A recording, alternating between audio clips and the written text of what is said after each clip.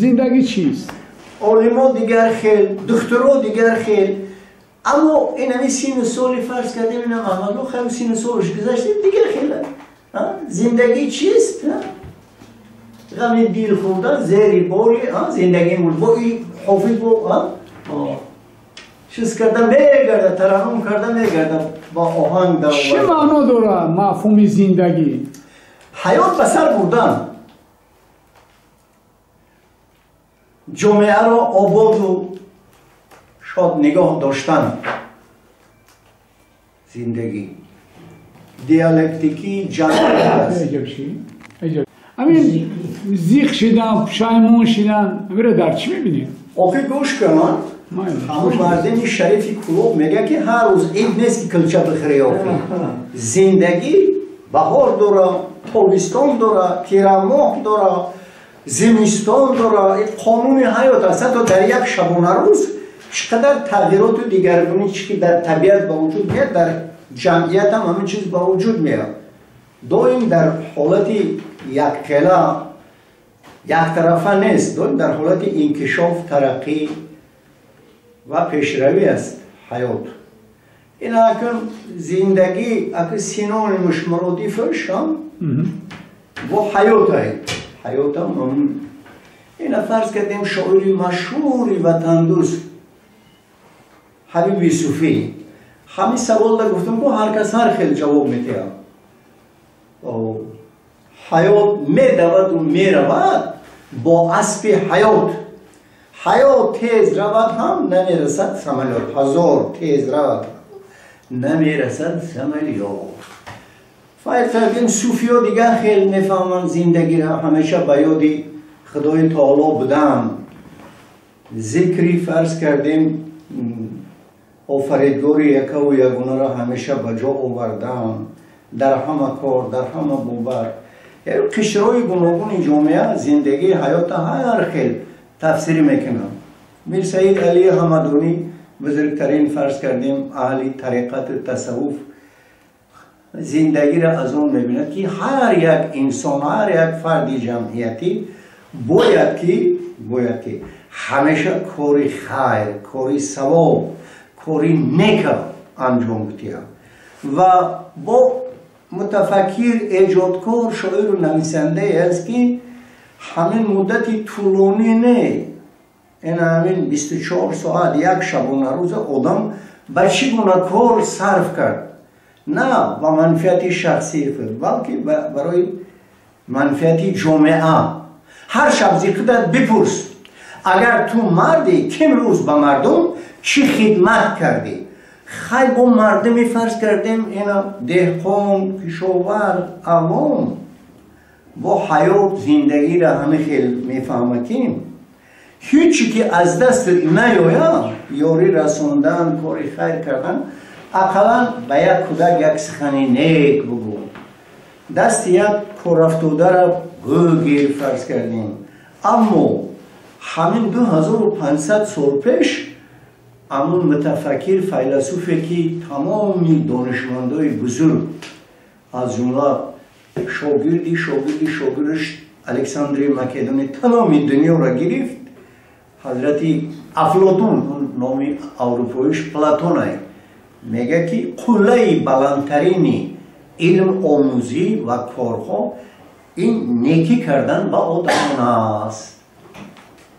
و فرض کردیم و همه خواجه حافظ هم نقطه نظر دیگر دارد. در این رواق زبرجد نوشتن با زر که جز نکوی اهل کرم نخواهد ماند. یعنی در همین حیات، در همین زندگی که یک مهلت معین است، موافقین اوجد الله میدان قرآن در زیاده از 100 آیت ما همین دشور کردم که هر یک کس یک مهلت معین در همین حیات، در زندگی بهره‌مند می شود و همیشه باید به کارهای خیر مشغول شود. و بعد با آیت آخر قرآن میاد این الله یحب المحسنین، ترجمه به درستی که خداوند نیکوکاران رو دوست می‌دارد. این قله بلندی جواب سوال شما. اگر شما 17 ساله میشدین چیکار میکردید؟ ما 17 ساله اگر میبودم پیش از همه کاری اولینی که میکردم با اسپی تکمیل علم و معرفت دانش اندوختن شغل می‌ورزیدم. چونکه از آوانی همین نورسی، بچگی، کودکی همین تشنه معرفت، تشنه دانش، محبت به کتاب در دل می‌پروریدم و این موضوع هم در دل من شعله می‌زند، برق می‌زند همه خیلی. و همون چیزی مشهور است با همون سخن میر سعید علی همدانی که دانش چیست؟ علم چیست؟ دانستن خدای تعالی دانش است. در اورود فتحیه ذکر میکنم و من حساب کرده برآمدم حاجی داملو یک چیزی عجیبه. این چیزی عجیبه این که وقتی که برای همه کارها به خدای تعالی مراجعت میکنم همین دو حرف که یک کلمه را تشکیل میده مخاطب ای حساب کردم یک جمله است. در یک جمله همین ای 108 مرتبه تکرار میکنم و پیونده که ورم اینم همون 80 بار در یک جمله تکرار کردگی و همه همین تکرارها همه همین چیزا با موقع یکون جوی چیزی که باعثی خلالدار گردیدن مضمون و فکر و عقیده باشن نشده است. همه خیلی اگه اون چیزی که شما میگن 17 ساله میبودین این یک چیزی خیالی هایی بر نمیگرده دیگر عمر آدم. حدیثی مبارکه که آدم چقدر که سین سالش برابر با دو چیز بسیار توجه ظاهر میکنه. یکی با اون که با اثر نو جوان شود، دیگر ثروت بویگری زیادتر به دست آورده. این دو چیز در حدیث ذکر میشه. حاجی داملو متخصصی سوهان هم خیلی خیلی سوالای ختم و یا استاد داشتیم 12 مقاله در حاجی داملو عبدالقادر معلم تبر سال آینده 100 ساله میشه ماه نوامبر 23 نوامبر. خیلی سوالای قلتوس میگم. قلتوس پسرم هم سیف در آمدید بعضا یک تنیم سوالای قلتوس میشود پروا نکنید خودتون به دست گیرید ما را نصیحت میکرد. همه خیلی در زندگی بود که شما را گست رنج رونده باشه شما بسیار معلوم سوال شما با گفته همون بزرگترین دانشمند جهانی جواب میتون آلبرت اینشتین. آلبرت اینشتین هم میپرسن که تو چخیل با همین کشفیات های نادرترین علمی و فرهنگی و فلسفی سزاوار کردی. جواب همین است که من با همه اونهایی که صدی روحی من در علم آموزی در کار و فعالیت شدم به حد سپاسگزار هستم. چون که اگر همونا مانع کار نمی بدن اون کوشش و غیرت و اون تشبس و اون اقدامات جدی که در علم اندوزی من داشتم عملی نمیشد. یعنی مبارزه برای همین از خود کردن فراگیری دانش و معرفت و به قله‌های بلند معرفت رسیدن.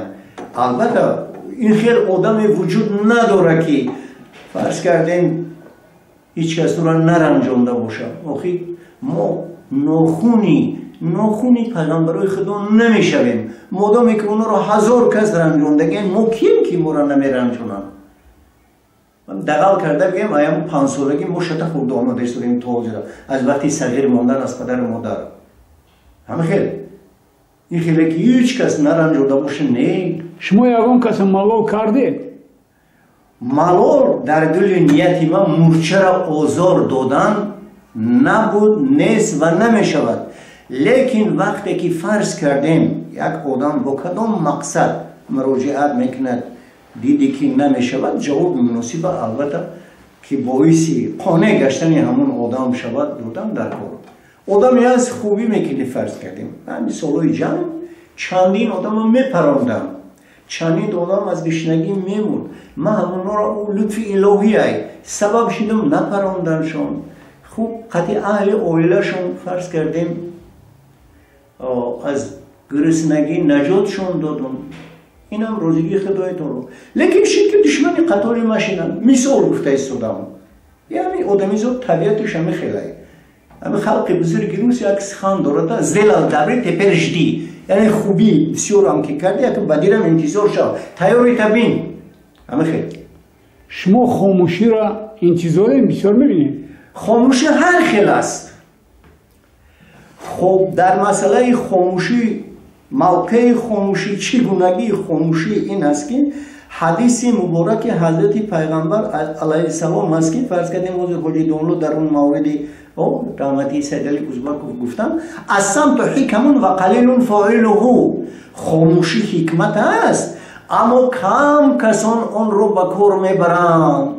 خاموشی تکرار میکنم ترجمه حکمت است اما کم کسان آن رو به کار میبرند. همه حدیث مبارک اساسگذار ادبیات کلاسیکی تاجیک و فارس استاد رودکی برشته زیبا لباس زیبای نظم در آورده گفتگی است که بس که بر گفته پشیمان بودم بس که بر نگفته شادان بودم. خاموش بودن برای ما بسیار خوب است. بندیشه که میگه پاول نبر جمله را میباشه همین در مدت 1400 سال در مدت 1400 سال اینا فرض کردیم همین حدیث در استاد رودکی در صدها سخنورهای دیگر در شکل‌های گوناگون آمدگی است. لیکن همین مردمی بزرگ و شریفی کلاب انا همین حدیث در یک جمله که به طور بسیار پرمضمون پر حکمت هدایت کننده است گفته یکی دهنی پوشیده 100 طلا. همه میخواستم گفتن دهنی پوشیده 100 طلا. همین در مسئله فرض کردیم خاموشی. اما در مورد ضروری جواب دادن در کار است. انا دو چیز تیره عقل است لب فرو بستن و گوی گفتن به وقت خاموشی. یعنی چیزی هست که خاموشی باعث ناخوشی می شود باعث بدبختی می شود. خیر در این مورد تمام سخن معروف وردی زبان است که اگر بینی که نابینا و چاه هست اگر خاموش بنشینی گناه است. این مورد خاموشی چگونه هست وابسته به موقع وابسته به زمان وابسته به سین سال فرض کردیم. کودک در مورد کودک هم تطبیق میشه با خاموشی در مورد بچه نورس هم کلان سال هم. لیکن همین تربیت این است که این از نقطه نظر فیلسوف کاتگوریای جاودانی است. تا وقتی که انسان هست تربیت ضرور است کاتگوری ابدی است. هیچگاه انسان اگر فرض کردیم همه 70-80 ساله هم باشه با به سخن نیک احتیاج داره.